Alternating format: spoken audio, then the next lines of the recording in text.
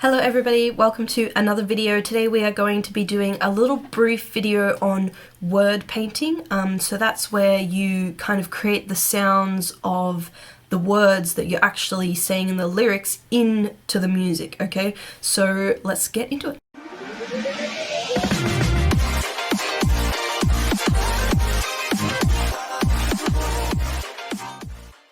Okay, so just to really kind of succinctly summarize what I'm talking about, I'm going to be using the old classic example, Hallelujah.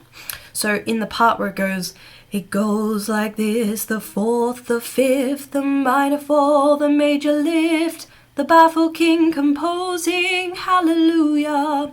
So it goes like this: the fourth, the fifth, the minor fall, the major lift.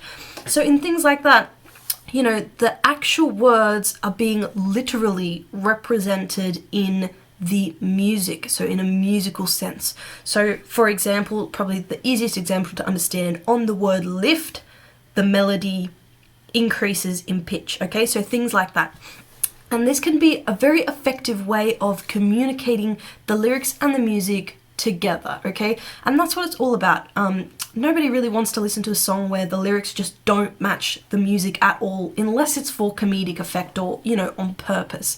But we really want to think about matching the music and the lyrics so that it is a piece of music as a whole, not two separate things. And this can be especially important if you're a composer working with a lyricist or a lyricist working with a composer. You don't want the listener to know that those two things have been completed at separate stages or by separate people or in a separate way. They want to sound like one whole piece, and word painting is a really great way that you can do that.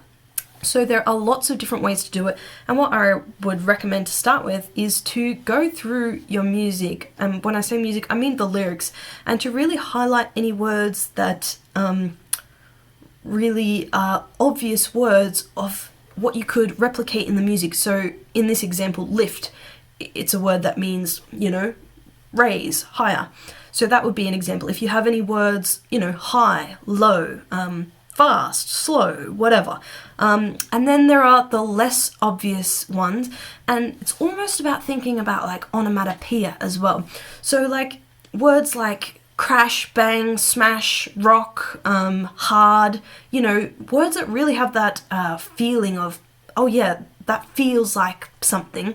And then once you've highlighted them, it's much easier to then replicate that in the music or in the interpretation of the music even.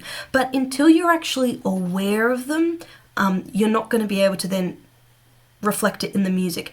And it can be quite hard because the effect that you want to have on the audience is quite a subtle effect. You know, at the same time as you want it to be a cohesive piece and you want the things to match and the audience to know, yes, this works together, you also don't want it to be so obvious that the audience is like, oh, I see what you did there, the melody went up when you said the word lift. Like, it's not like that. It's more like a subconscious effect. So it just subconsciously, the audience kind of really feels it, resonates it, gets the music, okay? So because it's quite a subtle effect, you know, it can be hard when you're writing to actually be aware of these things and to go, you know what, that would be a good idea to match up X, Y, Z, whatever. So the number one important thing is to actually really make a point of going through the lyrics, highlighting those words, and being really creative, thinking outside the box. But again, going back to that example, crash, smash, bang, whatever, you wouldn't want the word bang, which is such a bang, you know, to be drawn out across a semi-brief bang, because that's not the way that the word bang works. The word bang has a b, and it goes bang, and it's like a gunshot, you know. So how can you reflect that in the music? Can you accent the note? Can you make it a shorter note, staccato, whatever? But all those types of things.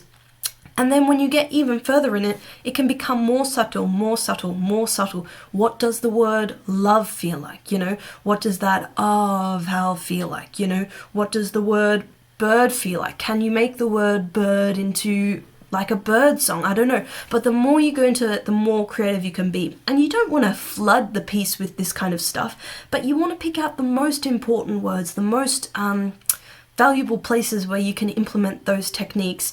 And again, it comes back to just highlighting it, going through the song, going, these are all the places where I could use this, but I think X, Y, Z here are gonna really, really make the song pop. And this is all about taking the song to the next level, taking it to the next level, taking it to the next level, because we're aiming for good stuff here.